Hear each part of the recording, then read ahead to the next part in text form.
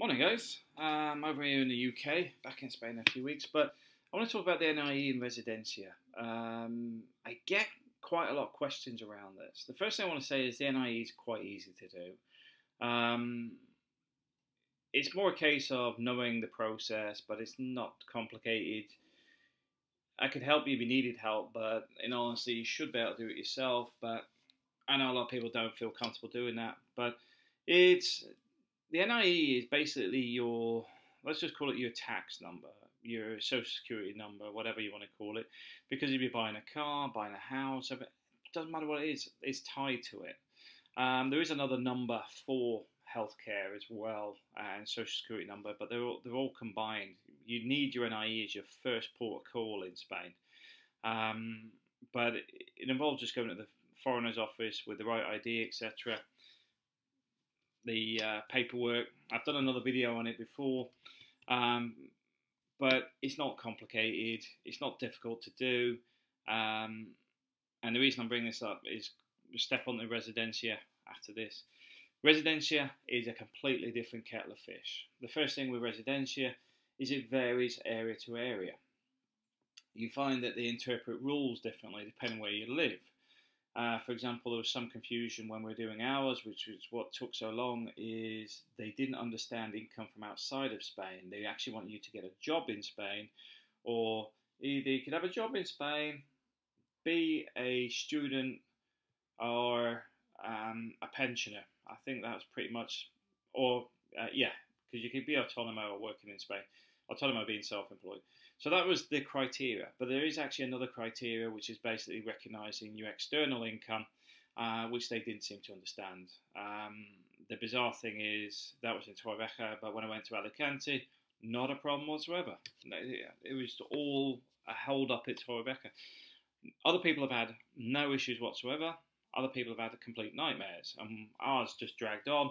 We weren't in a rush anyway. We just wanted it done properly, done officially.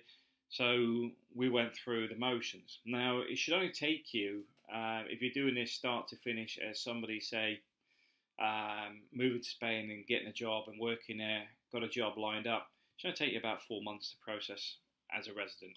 Because they want 3 months bank statements, they want to see your pay slips, etc.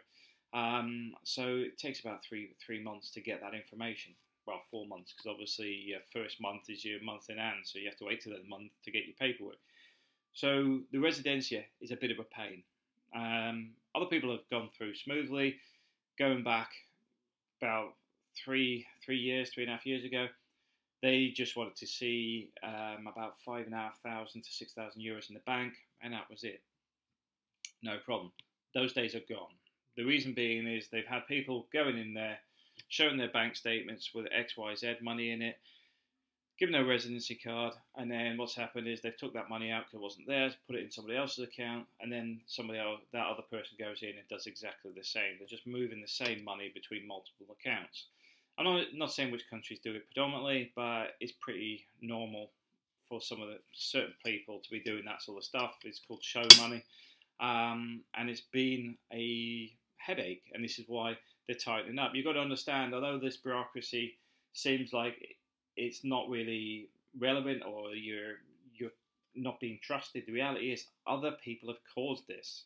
It's not a case of they're being unfriendly to you, or you're being victimized because you're not Spanish. But the fact is, other people have abused this, and this is why the criteria has got tighter and tighter. If you go with a lump sum, they generally don't like it, from the experiences I've heard from people. The reason being is they want to see regular income. So in that sense of the word, if you had a foreign bank account where you transferred, say, 2,000 euros a month, they probably would say that's fine. If you turned up with €500,000 euros in your bank account, they may say no, because you might go and spend that on a house and have no money to live on. So these sort of things are what affects your residency status getting processed. Medical insurance, they don't want you to be a burden of state. We're entitled to state healthcare, but we have private. It only costs us €128 a month. Full families covered. We've just added dental as well. I think that's about another €30, €40 a month. But that means that all the dental stuff's covered as well. Um, so it can be cost effective to go private. And the thing is, there has been people that have problems where they've gone and showing that they're paying installments. They can show the first installment, the second installment, whatever. Easiest way is talk nicely to the insurance agent and ask them to just stamp it paid. It doesn't matter if it's monthly installments or not. The fact that you're just confirming you're paying for it, and just a um, red what do you call it? Red ink on the top going paid, and that's it. No hassles. All these little things are where you get the problems. So with the residency, it can go straight through if you set it all up right, got the right setup, and they don't change anything while you're trying to do your processing. In the same way, if you don't go there set up properly, you will find that everything becomes a hurdle. We found it difficult, yet it shouldn't have been. We trusted some people that were supposedly experts in this sort of field, and it just cost me a few €1,000 over 18 months because, quite simply, they were taking their cut every month, and the way they set it up was actually wrong. Took it over myself, did it in a month.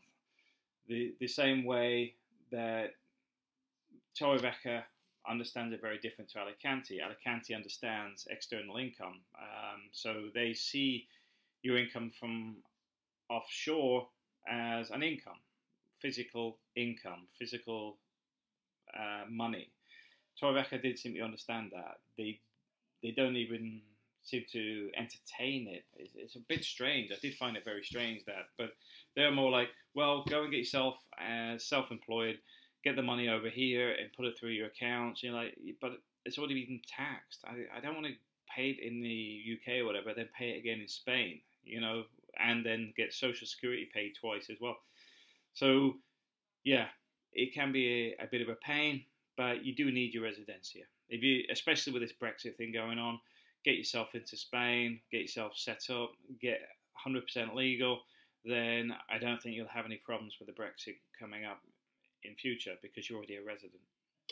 The other side of this being that I get contacted by people that are non-EU and married to somebody that's non-EU. That's a different kettle of fish. And there was an American guy who got a bit irritable yesterday because he's sort of thrown his dummy out his pram because I wouldn't help him. It's not a case I wouldn't help him. I understand it from the EU perspective. I'm an EU citizen, so I understand the laws and regulations around myself. I do not understand it around Americans in the same way I wouldn't understand the legislation around anybody from any other country beyond the UK, because the relevance is, as I advised him, look for other Americans, look for Americans that have come to Spain. There's plenty of English teachers and stuff that come here. Look for the people who come from Canada that will have this similar or the same setup. That's what you need to do. I'm not doing it for you. I'll help you, but I'm not there for you. You want that, pay for it. If you need assistance with it, I've got a lawyer that you can quite happily pay to help sort it out for you. But I can't do your homework for you. You've got to understand it yourself because these things are complex. The processes have to be done in a certain order. They have to be done in a certain way. They've got to have certain requirements because one of the things in Spain, there can be confusion over the marriage document because, for example, there's a marriage document related to my marriage. Now, they want it from the British Embassy. The British Embassy don't provide it because the British Embassy does not recognise the marriages in the Philippines. So that document doesn't exist with the British Embassy because they don't recognise it. But Spain requires it. Do you see what I'm saying? Things aren't as straightforward as they may seem as just turn up with a form. You've got to have all the background, understand what they want, where they want it, etc. People coming from Europe, you get little headaches, but nowhere near as coming from outside completely. As long as you're working, paying tax, paying Social Security, you'll have pretty much no problems.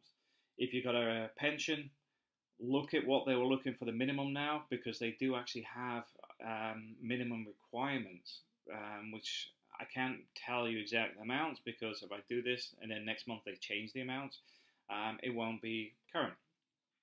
Check with them. The thing with these guys at these foreigners' office, if you approach them with the right manners, they'll help you.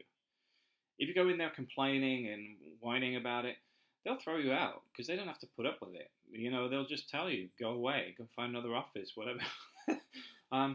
Go in there with a bit of politeness. If you don't speak Spanish, get yourself on Google Translate, apologize you don't speak Spanish, and ask a list of questions.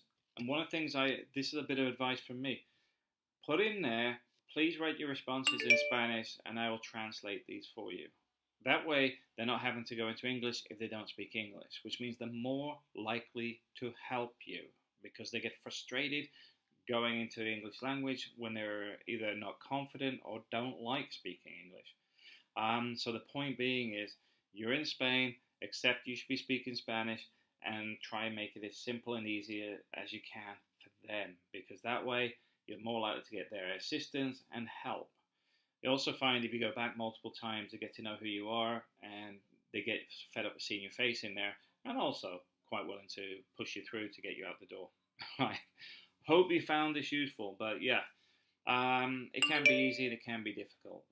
Like most things in life, they can be straightforward and other times complete nightmares. Alright, thanks for watching.